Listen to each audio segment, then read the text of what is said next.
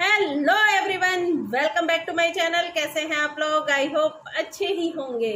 दोस्तों, आज की वीडियो बहुत ही महत्वपूर्ण है। अगर आप इन कुछ बातों का ध्यान रखेंगे तो आपकी जिंदगी में कभी भी लक्ष्मी की कमी नहीं होगी, यानी कि धन की कमी कभी नहीं होगी।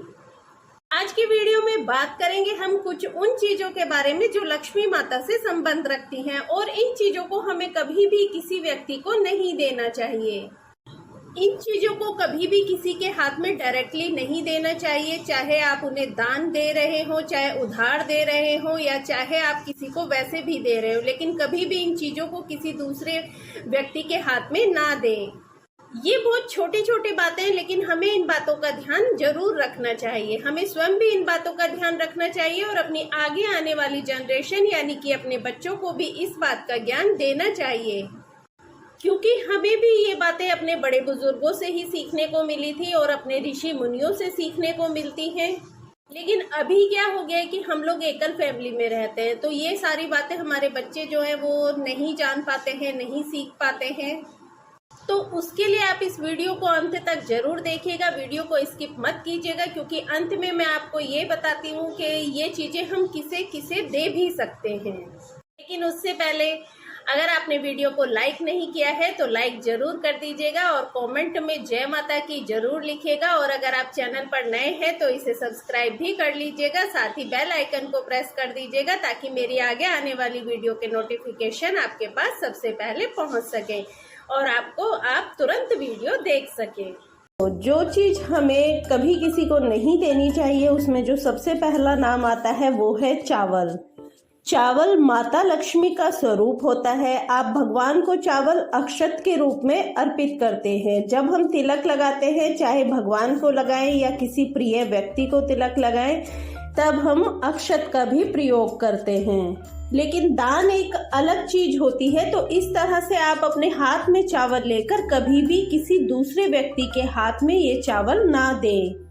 इससे धीरे धीरे हमारे घर में धन का अभाव होने लगता है। माता लक्ष्मी हमारे घर से चावल के रूप में दूसरे के पास चली जाती हैं। चावल से संबंधित हमारे यहाँ विवाह में एक रस्म भी होती है। जब विवाह होता है तो कन्या का विवाह होता है, तब लड़की विदा होने लगती है, तो विदाई के कुछ मिनट पहले लड़की के हाथ में चावल दिए जाते हैं। और जब लड़की विदा होती है तो वो उन चावल को अपने पीछे से ऐसे डालती है, जिसे माँ अपने पल्लू में लेती है। तो वो सिर्फ चावल नहीं होता है, वो माता लक्ष्मी का आशीर्वाद होता है। बाद में लड़की के मायके वाले उन चावल को सहेजकर अपनी रसोई में रखते हैं। इसी तरह जब नई बहू घर में आती है, जब उसका स्वागत किया जाता है ससुराल में, तो चावल से भर के एक लोटा रखा जाता है, जिसे वो अपने पैर से छुआकर और अंदर की तरफ वो चावल गिराती है। तो ये भी माता लक्ष्मी का ही आगमन माना जाता है कि लक्ष्मी हमारे घर आई हैं। इस तरह की कई सारी रस्में हमारे रीति रिवाजों में शामिल हैं, जिससे माता लक्ष्मी का आशीर्वाद हमारे ऊपर बना रहता है। ये सब मैं आपको इसलिए बता रही हूँ कि चावल हमारे लिए बहुत महत्वपूर्ण है और इन्हें कभी भी किसी को दान स्वरूप यानी कि डायरेक्टली आप कभी किसी के हाथ में ना दें, वरना हमारे हाथ की जो लक्ष्मी होगी ना, वो दूसरे के पास चली जाएगी। चावल हमें दान तो देना ही देना नहीं है, ये चीजें हमें उधार भी नहीं देनी है, अगर कोई हमसे मांगे तब भी नहीं। अगली जो चीज हमें नहीं देनी है किसी को, वो है दही। वैसे दही को हमें सूर्यास्त के बाद कभी किसी को नहीं देना चाहिए। अक्सर जब घर में दही जमाने के लिए जामन खत्म हो जाता है, तो या तो हम किसी से मांगने के लिए जामन चले जाते हैं, या फिर हमारे कोई पड़ोसी हमसे जामन लेने के लिए आ जाते हैं, तो हम उन्हें जामन दे देते हैं, यानी कि दही दे देते हैं। लेकिन ऐसा बिल्कुल नहीं करना चाहिए। रात को सूर्यास्त होने के बाद कभी भी दही को ना तो घर में लाना चाहिए और ना ही किसी को देना चाहिए। हमें खुद भी बाजार से खरीदकर दही रात को अपने घर में नहीं लानी चाहिए। आपको दिन में ही दही बाजार से खरीद कर ले आनी चाहिए, या फिर अगर आपको किसी को दही देनी है तो आप उसे दिन में दें। दही भी माता लक्ष्मी का ही स्वरूप मानी जाती है और कहा जाता है कि जिनकी कुंडली में चंद्रमा बहुत वीक होता है, ऐसे लोगों को सूर्यास्त के बाद दूध और दूध से बनी हुई चीजों का सेवन नहीं करना चाहिए। चाहे फिर वो दूध हो, पनीर हो, दही हो या फिर घी हो, सूर्यास्त के बाद इन चीजों का सेवन ना करें। और दोस्तों, दही भी माता लक्ष्मी का ही स्वरूप मानी जाती है, तो आप इसे किसी को दान में बिल्कुल ना दें, वरना हमारी लक्ष्मी दूसरे के पास चली जाएगी। अगली जो चीज है जो कि हमें कभी किसी को नहीं देनी चाहिए, वो है सुई धागा। अगर कोई हमसे सुई धागा मांगता है, उधार मांगता है, तो आप उन्हें अपना सुई धागा ना दें।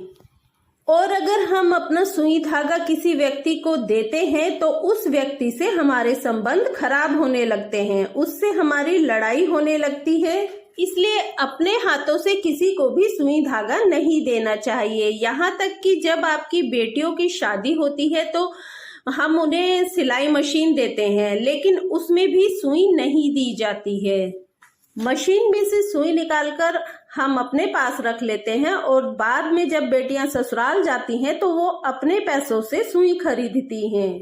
तो पुराने जमाने की ये बातें बहुत महत्वपूर्ण हैं और बहुत मायने रखती हैं, इसलिए इन बातों को हमें अभी भी अपनाना चाहिए और इन बातों का ध्यान रखना चाहिए। इसलिए अपने सुई धागा किसी को ना दें।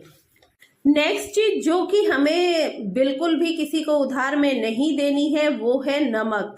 आप सब जानते हैं कि नमक को भी लक्ष्मी का स्वरूप माना जाता है, तो इसे भी कभी किसी को नहीं देना चाहिए।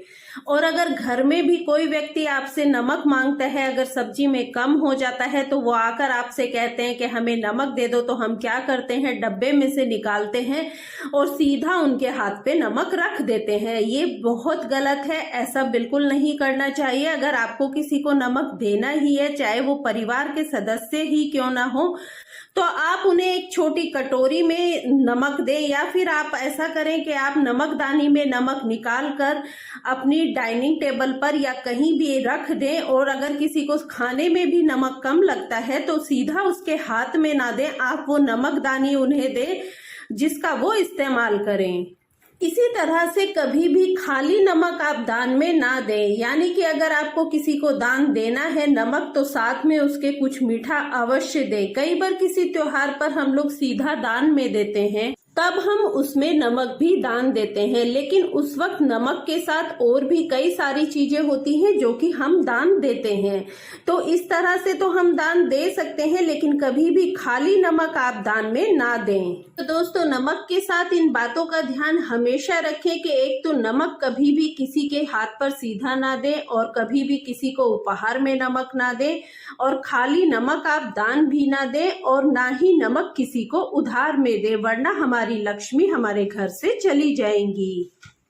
अगली चीज जो है दोस्तों, जो कि हमें उधार में नहीं देनी चाहिए, वो है मिर्ची। मिर्ची चाहे तीखी मिर्ची हो या फिर लाल मिर्ची हो, अगर कोई आपसे उसे उधार मांगने यानी कि मांगने के लिए आ जाते हैं कि आपके पास एक मिर्च है तो दे दीजिए, तो आप बिल्कुल भी मिर्च ना दें। क्योंकि अगर आप किसी व्यक्ति को मिर्च देते हैं तो उससे आपका मनमुटाव हो जाएगा, धीरे धीरे आपके उससे झगड़े हो जाएंगे। तो किसी से अपने संबंध खराब नहीं करने चाहिए, और संबंध खराब करने से अच्छा है कि आप उन्हें मना कर दें कि आपके पास मिर्च नहीं है और आप उन्हें नहीं दे सकते हैं। अगली चीज जो है दोस्तों, जो कि हमें कभी किसी को उधार नहीं देनी है, वो है झाड़ू। आप लोग तो जानते ही हैं कि लक्ष्मी का स्वरूप होती है हमारी झाड़ू। मैंने अपनी प्रीवियस वीडियो में भी बहुत बार बताया है कि हमारी झाड़ू हमारे लिए कितनी महत्वपूर्ण होती है। झाड़ू हमारी लक्ष्मी माता का ही स्वरूप होती है। धनतेरस के दिन हम झाड़ू की पूजा करते हैं। तो दोस्तों, इस बात का ध्यान हमेशा रखें कि कभी भी अपनी इस्तेमाल की हुई झाड़ू जिसे आप इस्तेमाल कर रहे हैं, उसे कभी किसी को उधार ना दें और ना ही उसे दान दें। ऐसा करने से आपके घर की लक्ष्मी उसके हाथ में चली जाएगी। अगर आपको किसी को झाड़ू दान देनी ही है तो आप उसे नई झाड़ू दान दें। अपने घर की इस्तेमाल की हुई झाड़ू या जो आप इस्तेमाल कर रहे हैं वो झाड़ू ना दें। अगर हमें मंदिर में भी झाड़ू दान देनी है तो इस बात का ध्यान रखिए कि आपको वो झाड़ू ले जाकर वहां मंदिर में रख कर आनी है। आपको वो झाड़ू किसी के हाथ में नहीं देनी है। अगर हम किसी के हाथ में झाड़ू देंगे तो समझिए हमारी लक्ष्मी उसके पास चली गई है। अगली जो चीजें जो कि हमें उधार नहीं देनी चाहिए वो है अग्नि। हमें अपनी अग्नि भी उधार में नहीं देनी चाहिए। अब आप पूछेंगे कि अग्नि कैसे उधार में दी जाती है, तो जो लोग गांव से संबंध रखते हैं वो जानते हैं। अभी तो ये काम काफी कम हो गया है, लेकिन गांव में जब चूल्हे पर खाना बनता था तो उस वक्त लोग एक दूसरे से आग उधार ले लेते थे और वो छोटा सा कंडा दूसरे लोग ले जाते थे और वहां पर आग जला लेते थे। तो इस तरह से वो हमारी अग्नि उधार ले जाते थे। अभी तो ये रिवाज वैसे कम हो गया है, लेकिन अभी भी बहुत से लोग क्या करते हैं कि अपना जला हुआ दीपक होता है वो किसी को दूसरे को दे देते हैं ताकि वो भी अपना दीपक जला ले। तो ऐसा भी नहीं करना चाहिए।